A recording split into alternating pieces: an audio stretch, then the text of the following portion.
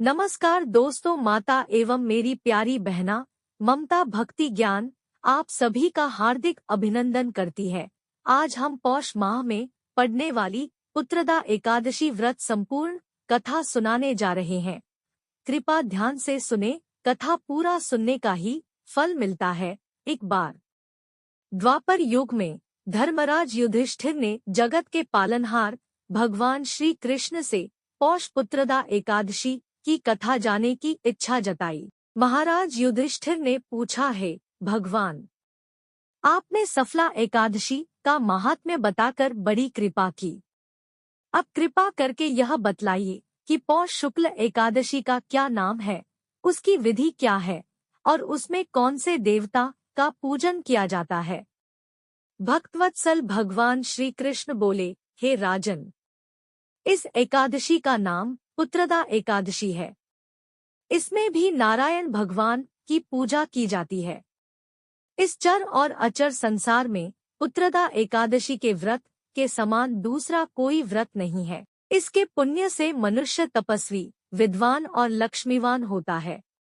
इस पुत्रदा एकादशी व्रत करने से व्रती को पुत्र रत्न की प्राप्ति होती है। इसकी मैं एक कथा कहता हूँ, सो तुम ध्यानपूर्वक सुनो।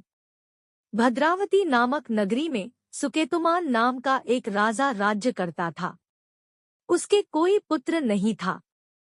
उसकी स्त्री का नाम शैव्या था। वह निपुत्री होने के कारण सदैव चिंतित रहा करती थी।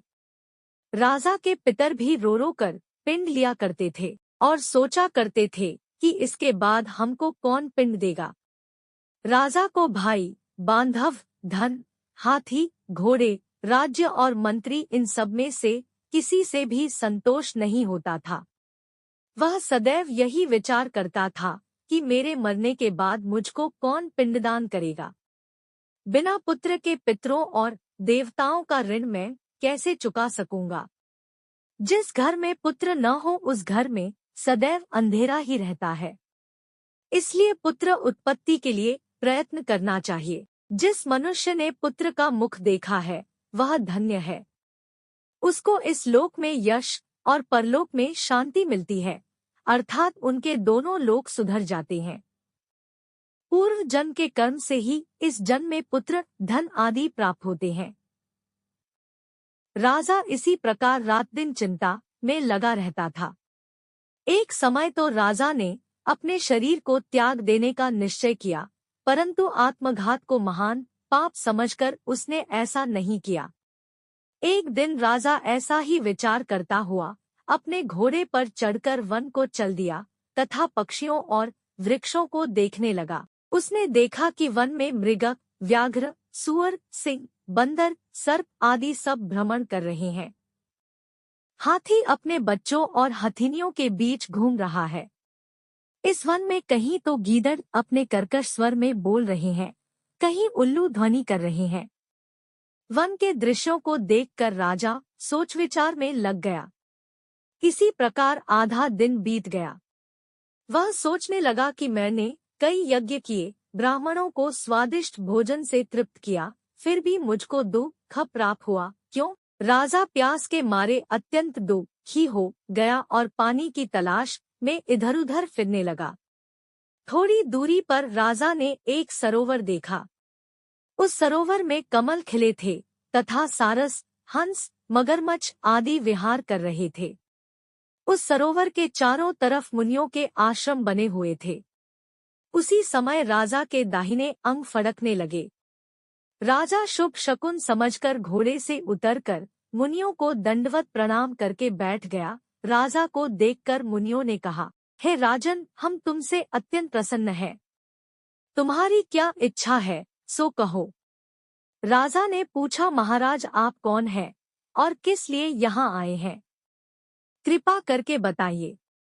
मुनि कहने लगे कि हे राजन, आज संतान देने वाली पुत्रदा एकादशी है। हम लोग विश्वदेव हैं और इस सरोवर में स्नान करने के लिए आए हैं। यह सुनकर राजा कहने लगा कि महाराज, मेरे भी कोई संतान नहीं है। यदि आप मुझ पर प्रसन्न हैं तो एक पुत्र का वरदान दीजिए।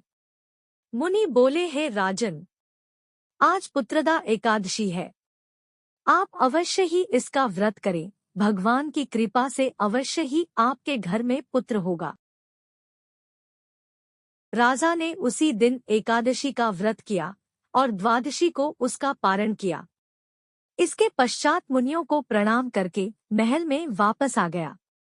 कुछ समय बीतने के बाद रानी ने गर्भ धारण किया और 9 महीने के पश्चात उनके एक पुत्र हुआ। वह राजकुमार अत्यंत शूरवीर, यशस्वी और प्रजापालक हुआ। श्री कृष्ण बोले, हे राजन, पुत्र की प्राप्ति के लिए पुत्रदा एकादशी का व्रत करना चाहिए। जो मनुष्य इस महात्म्य को पढ़ता या सुनता है, उसे अंत में स्वर्ग की प्राप्ति होती है। जय श्री कृष्ण। पुत्रदा एकादशी व्रत कैसे करे, संपूर्ण पूजा विधि, पारण विधि के वीडियो के लिंक डिस्क्रिप्शन में दी गई है। धन्यवाद।